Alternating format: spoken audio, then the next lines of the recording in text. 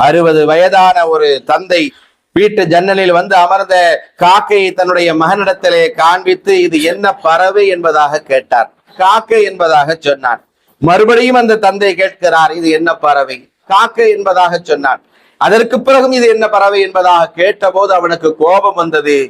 தொணட்டு வாரீங்களே என்பதாக கடிந்து கொண்டான். அந்த பெரியவர் நேராக தன்னுடைய அறைக்குள் சென்றார். தான் வைத்திருந்த டைரியை எடுத்து கொண்டு வந்து மகனிடத்திலே கொடுத்து பக்கத்தை பிரித்து எடுத்து இதில் என்ன எழுதியிருக்கிறது என்பதை படித்துப்பார் என்பதாக சொன்னார்.